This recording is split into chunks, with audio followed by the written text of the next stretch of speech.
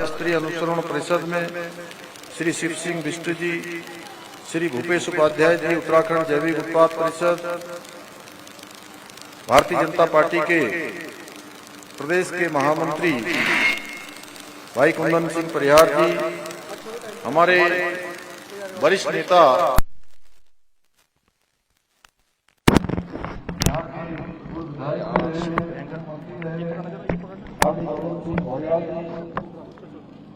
गीता अठाणी जी, नगर पंचायत के अध्यक्ष, भावना शाही जी ब्लॉक प्रमुख, दीपा आर्य जी ब्लॉक प्रमुख बागेश्वर, किशन मोला जी ब्लॉक प्रमुख गरुड़, वसंत जोशी जी भारतीय जनता पार्टी के जिला सह प्रभारी, विक्रम सिंह शाही जी पूर्व जिला पंचायत अध्यक्ष, राम सिंह कोरंगा जी जिलाधिकारी, श्रीमती आकांक्षा कांडे जी, पुलिस अधीक्षक बागेश्वर श्री चंद्रशेखर भोगे जी, श्रीमती बसंती देव जी पूर्व जिला पंचायत अध्यक्ष सुरेश केटवाल जी, अध्यक्ष नगर पालिका परिषद बागेश्वर श्री जगत सिंह कोश्यारी जी, हमारे बहुत वरिष्ठ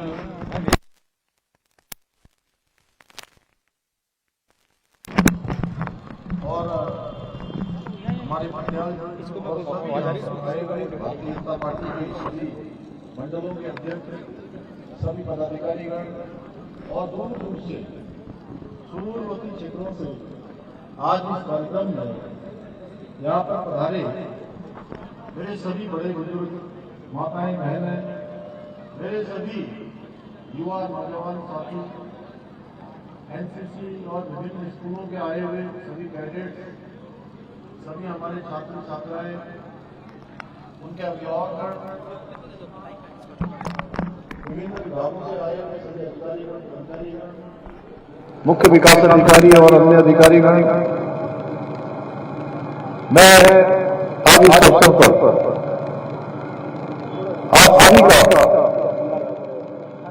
यहाँ पहुंचने पर अपनी ओर से आप सबका हार्दिक स्वागत करता हूं, आप सबका अभिनंदन करता हूं और आप लोगों को मेरो नमस्कार। मैं आज आप लोगों का बीच में आ रही हूं, यह मेरो सौभाग्य है। मैं आप लोगों से अपन बात रखूं, मैं पूरा विश्वास है कि आप लोग मेरी बात ठीक है सुन लो। मैं आज यहाँ आने से पहले बागेश्वर जिले के विभिन्न हमारे सामाजिक संगठनों से, युवाओं से, वरिष्ठ नागरिकों से, पार्टी कार्यकर्ताओं से कल से मैं लगातार इस जनपद में सभी से मिलते हुए और विकास कार्यों की, योजनाओं की समीक्षा करते हुए आप सबके बीच में पहुंचा हूं। इसलिए मैं कह सकता हूं कि हमारी सरकार बागेश्वर और कपकोट क्षेत्र के विकास में कोई कोर कसर नहीं छोड़ रही है और आज आप सभी का, जिस प्रकार से मैं आप सबकी ऊर्जा देख रहा हूं, आप सबका उत्साह देख रहा हूं और इतनी बड़ी संख्या में मैं देख रहा हूं गड़िया जी, जितने पंडाल में लोग आए हैं उससे कहीं अधिक लोग पंडाल के आसपास भी हैं, कुछ छतों में भी हैं और ये उपस्थिति इस बात का प्रमाण है कि हमारी सरकार जनता की अपेक्षाओं के अनुरूप ठीक दिशा में आगे बढ़ रही है। ये सभी आप सभी का ये स्नेह और आशीर्वाद है जो मुझे निरंतर प्रदेश की सेवा करने का, एक ऊर्जा प्रदान करने का काम आप सबके आशीर्वाद से हो रहा है। भाइयों बहनों, मुझे प्रसन्नता हो रही है कि आज हम बागेश्वर जनपद में शिक्षा, स्वास्थ्य, सड़क, सिंचाई, पेयजल, खेल, कला एवं संस्कृति से जुड़ी हुई 108 करोड़ रुपए से अधिक की लागत की 42 विकास परियोजनाओं का लोकार्पण एवं शिलान्यास आज हमने किया है। इसके साथ ही आज जहां एक और क्षेत्र के विकास और स्थानीय अर्थव्यवस्था में महत्वपूर्ण योगदान देने वाले हमारे स्वयं सहायता समूह के 40,000 लाभार्थियों को 26.5 करोड़ रुपए की धनराशि भी वितरित की जा रही है। वहीं क्षेत्र में केंद्र और राज्य सरकार की विभिन्न योजनाओं में 36,000 लाभार्थियों को 70 करोड़ रुपए की धनराशि भी डीबीटी के माध्यम से सीधे उनके खातों में आज हस्तांतरित की जा रही है।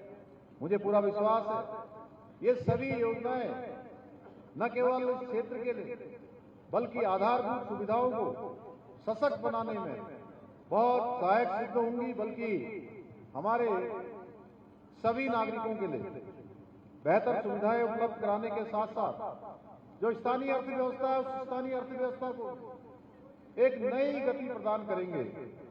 भाइयों बहनों, आज नरेंद्र मोदी जी के, हमारे प्रधानमंत्री जी के नेतृत्व में देश के अंदर आज बहुत तेजी से अनेक ऐतिहासिक काम हो रहे हैं। गरीबों के लिए काम हो रहे हैं, जरूरतमंद व्यक्ति के लिए काम हो रहे हैं, हमारी माताओं बहनों के जीवन स्तर को ऊपर उठाने के लिए काम हो रहे हैं, नौजवानों को रोजगार और स्वरोजगार से जोड़ने के काम हो रहे हैं। और उन्हीं के मार्गदर्शन में हमारे राज्य में भी विकास और समृद्धि के नए कीर्तिमान स्थापित हो रहे हैं। अनेक नए काम शुरू कराए जा रहे हैं, जहां एक और शहरों से लेकर सुदूरवर्ती पर्वतीय क्षेत्रों तक अनेक विकास के काम किए जा रहे हैं। सड़कों के क्षेत्र में शिक्षा, स्वास्थ्य, पेयजल और इंफ्रास्ट्रक्चर को मजबूत किया जा रहा है। वहीं राज्य की जो सांस्कृतिक विरासत है उसके संरक्षण और संवर्धन की दिशा में भी हम निरंतर प्रयास कर रहे हैं। हमारी सरकार देवभूमि उत्तराखंड को विश्व की आध्यात्मिक राजधानी के रूप में स्थापित करने की दिशा में निरंतर कार्य कर रही है। हम केदारखंड की भांति मानसखंड के पौराणिक मंदिरों के भी पुनरुत्थान एवं सौंदर्यीकरण के लिए संकल्पित होकर काम कर रहे हैं, जहां हम अनेक हमारे मंदिरों की एक मिशन के तहत सौंदर्यीकरण के क्षेत्र में आगे बढ़े हैं। इसी क्रम में हम बाबा बागनाथ जी का बैजनाथ धाम के साथ साथ कोट ब्राह्मणी मंदिर सहित विभिन्न पौराणिक मंदिरों का विकास हमारे जनपद बागेश्वर में किया जा रहा है। परंतु भाइयों एवं बहनों, तुष्टीकरण की राजनीति करने वाले कुछ लोग, उनको हमारे द्वारा ये कराए जा रहे इस प्रकार के मंदिरों के विकास, क्षेत्रों के विकास, इससे बड़ी परेशानी हो रही है। और वो कहते हैं कि ये धामी धामों का विकास क्यों करता है, ये मंदिरों का क्यों विकास कर रहा है, क्यों केदारखंड और मानसखंड में मंदिर माला मिशन लाकर काम कर रहा है। तो मैं उन लोगों से कहना चाहता हूं कि धामी धामों का विकास इसलिए करता है क्योंकि ये धाम हमारी आस्था, हमारी पहचान और हमारी देवभूमि की आत्मा है। और जब तक मुझे आप सबका आशीर्वाद मिलता रहेगा, मैं उत्तराखंड की इस समृद्ध आध्यात्मिक विरासत को और अधिक सशक्त बनाने के लिए निरंतर कार्य करता रहूंगा। भाइयों बहनों, आदरणीय प्रधानमंत्री जी के नेतृत्व में शीतकालीन यात्रा की पहल भी हमने प्रारंभ की है, जिसके माध्यम से हम राज्य में 12 महीने पर्यटन की निरंतरता सुनिश्चित करने का काम कर रहे हैं। आज वहीं धार्मिक पर्यटन के साथ साथ wellness tourism, adventure tourism, film shooting destination, wedding destination के क्षेत्रों में भी विकास कार्य कर रहे हैं। वहीं राज्य में हम साहसिक पर्यटन जैसे trekking, river rafting, paragliding, skiing और माउंटेनियरिंग को भी बढ़ावा देने के लिए निरंतर कार्य कर रहे हैं। इन सभी की अपार संभावनाएं हमारे इस जनपद बागेश्वर में भी हैं। इतना ही नहीं, हम प्रदेश में आयुर्वेदिक और प्राकृतिक चिकित्सा, योग और आध्यात्मिक पर्यटन को बढ़ावा देने के लिए कुमाऊं और गढ़वाल मंडल के एक एक स्थान पर स्पिरिचुअल इकोनॉमिक जोन की स्थापना भी करने जा रहे हैं। इसके साथ ही हमारी सरकार पारंपरिक मेले, उत्सव और लोक संस्कृति को बढ़ावा देने के लिए वन डिस्ट्रिक्ट वन फेस्टिवल के रूप में विकसित करने की दिशा में भी काम कर रहे हैं, जिसका फायदा बागेश्वर में आयोजित होने वाले कत्यूर और कांडा जैसे ऐतिहासिक मेलों को मिलेगा, जिससे स्थानीय परंपराओं का संरक्षण तो होगा ही, साथ ही पर्यटन, स्थानीय व्यवसाय और स्वरोजगार के नए अवसर भी खुलेंगे। भाइयों बहनों, आज यहाँ बड़ी संख्या में हमारी मातृशक्ति उपस्थित है, इसलिए मैं आप सभी को बताना चाहता हूं कि हमारी सरकार मातृशक्ति के कल्याण के लिए पूरी तरह से समर्पित होकर काम कर रही है। हमने शिक्षा से लेकर स्वास्थ्य के क्षेत्र और उद्यमिता से लेकर नौकरियों तक में प्रदेश की महिलाओं की अधिक भागीदारी सुनिश्चित करने का प्रयास किया है। इसी क्रम में हमने महिलाओं के लिए 30% का आरक्षण विधानसभा में विधेयक लाकर इसको सुनिश्चित किया है कि सभी सरकारी नौकरियों में हमारी मातृशक्ति को 30% का आरक्षण मिलेगा। वहीं उत्तराखंड राज्य ग्रामीण आजीविका मिशन सशक्त बहना उत्सव योजना, मुख्यमंत्री महिला स्वयं सहायता समूह सशक्तिकरण योजना के माध्यम से महिलाओं को आत्मनिर्भर बनाने की दिशा में काम हो रहा है। मुझे गर्व है कि आज प्रदेश के अंदर हमारी बहनों ने अपनी मेहनत से, अपने परिश्रम से, अपने कौशल से, कम संसाधन होते हुए भी, अनेक चुनौतियों का सामना करते हुए भी 1,68,000 से अधिक बहनों को लखपति दीदी बनने का अवसर मिला है। या बनकर उन्होंने महिला सशक्तिकरण की दिशा में भी एक नया इतिहास बनाने का काम किया है। यहाँ भी कई लखपति दीदियां उपस्थित हैं जो अपनी मेहनत से, अपनी लगन से और प्रतिभा के बल पर न केवल अपने परिवार को संबल बना रही हैं, बल्कि अपने गांव और समाज में भी प्रेरणा का स्रोत बन रही हैं। भाइयों बहनों, हम पहाड़ों से पलायन रोकने के लिए भी और स्थानीय अर्थव्यवस्था को और पर्यटन को बढ़ावा देने के लिए अनेक योजनाओं पर काम कर रहे हैं। एक जनपद दो उत्पाद योजना के माध्यम से हमारे आजीविका के अवसरों को बढ़ावा दिया जा रहा है, जबकि हाउस ऑफ हिमालय ब्रांड हमारे स्थानीय उत्पादों को आज व्यापक पहचान दिलाने का काम कर रहा है। इसके साथ ही state millet mission, farm machinery bank, apple व कीवी मिशन और सुगंध और जड़ी बूटी क्लस्टर, मत्स्य पालन योजना, नई पर्यटन नीति, नई फिल्म नीति, होम स्टे, वेडिंग उत्तराखंड जैसी योजनाओं के माध्यम से अपनी स्थानीय अर्थव्यवस्था को हम मजबूती प्रदान करने का कार्य भी कर रहे हैं।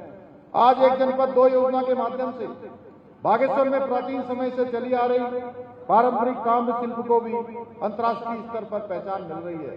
हम उनके प्रोत्साहन के लिए और आगे भी काम करने वाले हैं।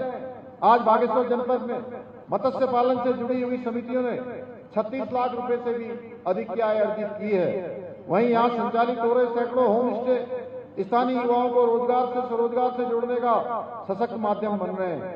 यही नहीं, क्षेत्र के किसानों ने औषधि एवं सघन उत्पादन कर बीते 1.5 वर्षों में 1.25 करोड़ रुपए से भी अधिक का लाभ अर्जित किया है। भाइयों बहनों, इसके साथ साथ बागेश्वर जनपद में आज कीवी भी इसके उत्पादन का एक प्रमुख स्थान बनता जा रहा है, जहां के हमारे कीवी उत्पादकों ने अनेक उपलब्धियां हासिल की है। आज उनकी कीवी की मांग भी पूरे देश के अंदर बनने लगी है। भाइयों बहनों, हमारी इन योजनाओं को लेकर भी आज विपक्ष के लोग, जिन्होंने अपने समय में केवल घोषणाओं को करने का काम किया, आज जनता के बीच में भ्रम फैलाकर संदेह उत्पन्न करने की कोशिश करते हैं। लेकिन ये हमारे प्रयासों का परिणाम है कि आज हमारे गांव में हमारे जो लोग पलायन कर गए थे वो पुनः वापस अपने गांव में लौट रहे हैं, अपने गांव में लौटकर रोजगार और स्वरोजगार को आगे बढ़ा रहे हैं। हाल ही में जो रिपोर्ट आई है, पलायन रिपोर्ट, निवारण रिपोर्ट की, इस सर्वे रिपोर्ट से सिद्ध हुआ है कि लगभग 6,000 लोग बीते 1 साल में पुनः अनेक स्थानों से अपने गांव लौट कर आए हैं। साथ ही हम सभी के लिए गर्व का विषय है कि नीति आयोग भारत सरकार द्वारा विकास के सतत लक्ष्यों को प्राप्त करने के इंडेक्स में पूरे देश के अंदर हमारे राज्य को पहला स्थान प्राप्त हुआ है। इसके साथ ही बेरोजगारी दर में 4.4% की कमी लाकर हमने राष्ट्रीय औसत को पीछे छोड़ने का काम किया है। इतना ही नहीं, भारत सरकार के राज्य खनन तत्परता सूचकांक में भी उत्तराखंड को श्रेणी सी के देश में दूसरा स्थान मिला है। यही नहीं, जहां हमें किसानों की आय वृद्धि में देश भर में पहला स्थान प्राप्त हुआ है, वहीं मत्स्य विकास के क्षेत्र में उत्कृष्ट प्रदर्शन के लिए भी राष्ट्रीय पुरस्कार प्राप्त हुआ है। भाइयों बहनों, हमारी सरकार राज्य के और जनपद बागेश्वर के समग्र विकास को सुनिश्चित करने के लिए अनेक विकासपरक योजनाओं को लगातार आगे बढ़ा रही है। हम जनपद में स्वास्थ्य सेवाओं को सुदृढ़ करने के लिए 200 बेड का आधुनिक जिला अस्पताल बनाने के साथ 50 बेड की क्रिटिकल केयर यूनिट का निर्माण भी करा रहे हैं। इसके साथ ही युवाओं को उत्कृष्ट खेल सुविधाएं उपलब्ध कराने के लिए खोली में खेल स्टेडियम का निर्माण भी करा रहे हैं। यही नहीं, हम बागेश्वर में मेडिकल कॉलेज की स्थापना की दिशा में भी कार्य योजना तैयार कर रहे हैं। हमने बागेश्वर में रोडवेज डिपो की स्थापना के साथ साथ रोडवेज कार्यशाला का निर्माण कराया है। हमने क्षेत्र में विभिन्न पेयजल परियोजनाओं का निर्माण कर लोगों को स्वच्छ पेयजल उपलब्ध कराने की दिशा में महत्वपूर्ण कदम उठाए हैं। साथ ही किसानों को सिंचाई के लिए पर्याप्त पानी उपलब्ध कराने के लिए 10 महत्वपूर्ण लिफ्ट सिंचाई योजनाओं का निर्माण किया है। इतना ही नहीं, जनपद में राष्ट्रीय राजमार्ग के अंतर्गत बागेश्वर से कनगाड़ सीना, कांडा से बागेश्वर और बिहारी बैंड से कांडा मार्ग को 2 लेन में विकसित करने का कार्य भी प्रगति पर है। इसके साथ साथ राज्य योजना के अंतर्गत लगभग 100 करोड़ रुपए से अधिक की लागत से सड़कों का डामरीकरण व निर्माण कार्य भी किया जा रहा है। इतना ही नहीं, हम बागेश्वर क्षेत्र की प्रत्येक ग्राम सभा को भी मोटर मार्ग से जोड़ने का काम कर रहे हैं। आज हमने करोड़ों रुपए की लागत से यहाँ पर विभिन्न योजनाओं का लोकार्पण और शिलान्यास किया है। हम सरयू एवं गोमती नदी के संरक्षण हेतु रोड मैप तैयार करने के साथ ही बागेश्वर को काशी की तर्ज पर विकसित करने की कार्य योजना पर भी कार्य कर रहे हैं। हमने बागेश्वर के लिए हेली सेवा की शुरुआत की है, जिससे इस क्षेत्र के पर्यटन और अर्थव्यवस्था को नई मजबूती मिलेगी। इसके साथ ही हमारी डबल इंजन की सरकार बागेश्वर को रेल लाइन से जोड़ने का सपना भी साकार करने की दिशा में काम कर रही है, जिसका सर्वेक्षण कार्य पूरा हो चुका है। जल्दी इस रेल लाइन का निर्माण कार्य भी प्रारंभ हो जाएगा। मुझे पूरा विश्वास है कि इस रेल लाइन के बनने से चंपावत, पिथौरागढ़, बागेश्वर और जिलों में विकास की संभावनाओं के नए द्वार खुलेंगे। भाइयों बहनों, विकास कार्यों की लिस्ट इतनी लंबी है कि सभी के नाम ले पाना संभव नहीं है, लेकिन ऐसा नहीं है कि विकास के कार्य केवल आपके जनपद में हुए हैं। आप आज राज्य के जिस क्षेत्र में भी जाएंगे, सभी जगह आपको इस प्रकार के व्यापक स्तर पर विकास के कार्य दिखाई देंगे। आप लोगों को पूर्ववर्ती सरकारों का समय भी भली भांति याद होगा, जो केवल घोषणाएं करते थे, परंतु धरातल पर कोई काम उनके समय में नहीं होता था। जनता को उसके वास्तविक हक का लाभ नहीं मिल पाता था। कांग्रेस के समय में एक प्रधानमंत्री ऐसे होते थे, उन्होंने स्वीकार किया कि हम 1 रुपया लाभार्थियों के बैंक के खातों में हम उनको भेजते हैं, लेकिन लोगों तक केवल 15 पैसे ही पहुंचता है। परंतु आज आप सभी ने देखा होगा कि आज प्रधानमंत्री मोदी जी के नेतृत्व में जो 1 रुपया अगर वहां से भेजा जाता है दिल्ली से, तो उसमें 1 पैसा भी, पाई भी कम नहीं होती है। पूरा का पूरा डीबीटी के माध्यम से सीधे लाभार्थी को मिलता है। भाइयों बहनों, उसके बैंक में सीधे ट्रांसफर होता है, उनके खातों में पहुंच जाता है। यही नहीं, आज हमारी सरकार जिस भी कार्य का शिलान्यास करती है, उसे तय समय पर पूरा करके लोकार्पण भी करती है। और जब हम जनता के बीच जाते हैं तो ईमानदारी से अपना रिकॉर्ड कार्ड प्रस्तुत करते हैं, कौन सा काम पूरा हुआ है, कौन सा काम प्रगति पर है और आगे कौन सा काम भविष्य में करने का हमारा प्लान है, कौन सा संकल्प है। क्योंकि हम कांग्रेस पार्टी की तरह सत्ता को अपनी बपौती नहीं, बल्कि सेवा का माध्यम मानते हैं। भाइयों बहनों, इसके साथ साथ हम राज्य की डेमोग्राफी को और यहाँ के सांस्कृतिक मूल्यों को संरक्षित रखने के लिए भी संकल्पित हैं। इसीलिए हमने राज्य में सख्त धर्मांतरण रोधी कानून, सख्त दंगा रोधी कानून बनाया है। वहीं लैंड जिहाद, लव जिहाद और थूक जिहाद जैसी विकृत मानसिकताओं, मुल्लावादी कट्टर प्रवृत्तियों के खिलाफ भी हमने कड़ी कार्रवाई सुनिश्चित की है। परंतु वहीं कांग्रेस के लोग जिन्हें उत्तराखंड की संस्कृति और परंपराओं से कोई सरोकार नहीं है, ये लोग हर काम केवल और केवल अपने वोट बैंक को खुश करने के लिए करते हैं। कोई भी काम करते हैं तो पहले वोट बैंक की चिंता करते हैं, उसके बाद ही कामों को आगे बढ़ाते हैं। और इनको हमारे द्वारा जब हम लैंड जिहाद पर कार्रवाई करते हैं, 10,000 एकड़ सरकारी जमीन अतिक्रमण करने वालों से मुक्त कराते हैं, तो उसमें भी इनको दिक्कत होती है। इन्हें लैंड जिहाद करने वाले अच्छे लगते हैं। कांग्रेस ने हमारी देवभूमि की डेमोग्राफी को बिगाड़ने के लिए ऐसे स्थानों पर विशेष समुदाय के लोगों को बसाने का काम किया है, जहां कभी उस समुदाय के लोगों का कोई अस्तित्व नहीं होता था, कोई उनकी पहचान नहीं होती थी। आज जब हम जहां पर सरकारी जमीनों पर अतिक्रमण है, कहीं हरा कपड़ा, नीला कपड़ा, पीला कपड़ा डालकर सरकारी भूमि पर अवैध कब्जे करने वालों के खिलाफ कार्रवाई कर रहे हैं, तो इनको कांग्रेस पार्टी के लोगों को आज इससे परेशानी हो रही है। उनका कहना है कि यहाँ उनका भी उतना ही अधिकार है जितना आप लोगों का है। भाइयों बहनों, इस प्रकार की उनकी मानसिकता हो गई है। आप ही बताइए, क्या जो लोग हमारी देवभूमि को दूषित करने का काम कर रहे हैं, हमें उन पर कार्रवाई नहीं करनी चाहिए? करनी चाहिए कि नहीं करनी चाहिए? कार्रवाई आगे बढ़ाए कि नहीं बढ़ाए? जरा जोर से बोलिए, कार्रवाई करनी है कि नहीं करनी है? आगे करें ना, तो जोर से बोलिए। आज कांग्रेस की आंखों पर पड़ी वोट बैंक की पट्टी जो पड़ी है, उसके चक्कर में उनको लैंड जिहाद नजर नहीं आता है। मैं आपको आश्वस्त करना चाहता हूं कि मेरे रहते हुए देवभूमि की पवित्र भूमि पर किसी जिहादी के सपने को मैं पनपने नहीं दूंगा।